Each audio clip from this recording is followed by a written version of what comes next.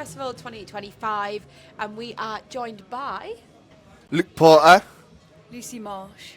Lovely. Do you want to give us a little bit of introduction to yourselves, background on you as musicians? Yeah, I'm Luke Porter. I'm a songwriter. I've been writing songs since I was a band, playing gigs for quite a while. And yeah, now I'm an artist, touring nationally, releasing tunes, loving life, living life. I'm Lucy. I'm a violin player and flute player, and I've been playing for Luke for the past few months. I come from like a folky background, but yeah, I've been doing some contemporary stuff recently. And we've just been able to catch you over on this stage behind us. I forgot the name of it. The stage behind us. Yeah. How did your set go today? I think it went really well.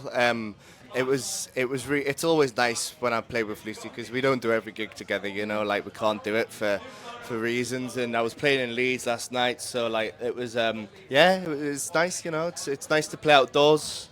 What element do you think Lucy brings to performing with you? You know the song Champagne Supernova? Yeah. You know how no one really knows what it means, but you do know what it means. That's what Lucy brings.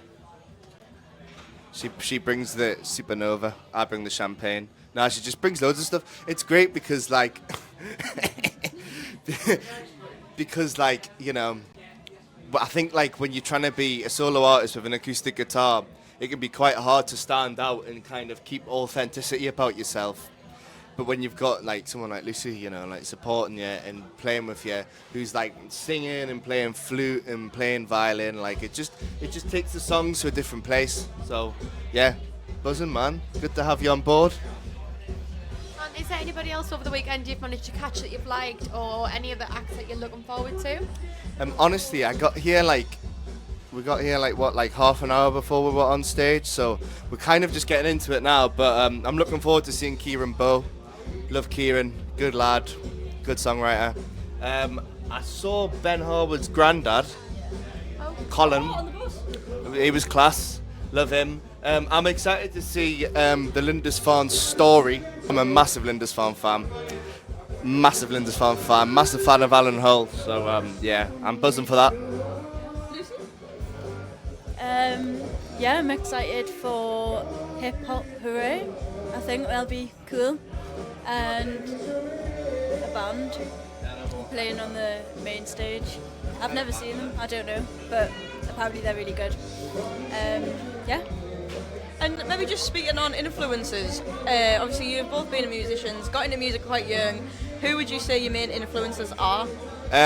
Personally for me, John Lennon is the ultimate sex god of my music. Love John Lennon. I love George Harrison, I love Paul McCartney, and I actually love Ringo as well. The Beatles. I've like had quite a folky background, very Irish and Scottish, so I sort of started with all of that sort of influences, but now I'm doing a bit more contemporary stuff, like C-Matt, like her violin player, like is kind of something that I'm trying to replicate here. Like she's got it right. But yeah.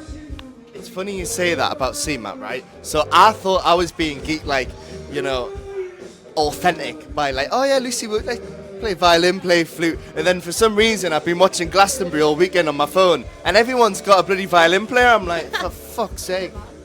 Can I swear? I didn't mean to swear. Yeah. Lottery winners have got one. Who? Lottery winners. I like I saw the lottery winners at Kendall Calling in 2016, and they were on a stage similar to the one that I've just played. And then they got really big, and I was like, yeah, he's great. He's a great front man. I love him. He was like making Freddie Mercury like. Oh, it was just amazing. He was incredible. I love him. I love the lottery winners. So you've just brought out your debut single. Yeah. Do you want to tell us a little bit more about the track, about the creative process? Tell us about it. Yeah, so this place, I wrote it about a year and a half ago. I was living in London at the time. I used to live in London, and I hated growing up in the northeast like at the time, and I just felt like all of this wasn't a thing, right? Like, you know, like you don't know what it's like, and like Whitley Bay, where I'm from, is like it's just rubbish. It was just like there was nothing going on, and it was just awful. And then I was like, nah, but I do like it though. And then like all of this has happened now, and it was just kind of like an appreciation song. I was like, even though like I made my move, like, you know, like quoting the song and that, like, you know, that's, yeah, it's just like, it's like, but I was listening to a lot of Sinatra at the time, so I was listening to My Way, and I was like, I love the lyrics in My Way because like I am a man that sometimes has a little bit of regret about his life, you know, and all that kind of thing. So I was like, I just wanted to write a tune like that. Obviously, it's nothing like My Way, and I will not compare it to My Way, but like, you know what I mean? That kind of self-reflective song. And then Lucy plays violin on it. Yeah. Yeah? I Yeah. do. Yeah, it was really good. Yeah, it was great having Lucy on violin. Yeah? That was the first one that I was on. That was the first track that I did with Was you it? guys, yeah, in the studio. Huh. So my first time sort of writing a violin part for a song. Was it? Yeah. I think that's my favourite one that you play. Because as well, like so me and Luke went to school together, and then we bumped into each other in the pub, and he said, "Oh, would you fancy doing strings on my tracks?" And I get that a lot from people, and it never happens. So I was just like, yeah, fine. Me and Lucy Yeah, live very that- parallel lives. So she lives on the street next to me. We knew of each other, but we only really became friends like 7 months ago. Christmas, yeah. Like, it's mental. Like, even though we had the same teachers, I'll tell you about that later. Shall we play a game? Go on. We're going to play Would You Rather. Oh shit. Oh, sorry. Don't you be so rude. And all of the questions are associated with the coast or festivals. Yeah. Since we're at Coastfest. Yeah. First one being, would you rather have sand in your sandwiches or a seagull pinch your chips? Seagull pinched my chips. Yeah, seagull. Because you don't have to do anything there. Like, you just have to deal with it. All right. Would you rather sleep in a field for the rest of your life or on a beach for the rest of your life? Beach. Beach, obviously. Because I've got hay fever, so yeah. That's what we But said. if it got really, if it was raining though, the field would just get really muddy. Yeah. On the beach. Aye and I, Yeah, but but When the tide comes in, you're going to drown. aye, but I've got curly hair, man. I need all the product I can get, so like, you know, the seawater helps you. Yeah. would you rather be world famous professional surfers or Matty Healy's PA, which stands for personal assistant? Um, With the speaker. worldwide surfer. I'd be a PA. I'd happily do that. But Matt Healy, I love Matt Healy, right? But imagine being his PA and like the stuff you'd have to filter out. Yeah, I know, but like you get paid a lot to be a surfer. But it's the behind the scenes. You get to see the behind the scenes. And steak. Sorry, I don't know what I'm doing with this mic. I'm gonna give it a Lucy. Would you rather work in the Fish Key Chippy or a burger van at Leeds Fest? Oh my god. Well, after my last experience there, I think it's safe to say I'd rather work at a burger van in Leeds. Nah, Fish Key. You haven't seen the prices and portions. No. He was mortified. Yeah, well, it was like, hey, next question. Let's just Next not talk about question that. is, would you rather have sun cream that smells like pickles or your body to be covered in sand? Good exfoliation. Yeah, sand. I never thought of that actually. I totally know what that means, so I'm totally gonna go with sand. So yeah, you get a scrub. Yeah. I know, but then I'd like smell of like pickles and that. Like it's not for me. I don't want to. I only like pickles in a Big Mac anyway. Do you know what I mean? So I'm on the sand, yeah, because yeah. would you rather be like at a festival and only be able to dance like a robot or sing like a goat?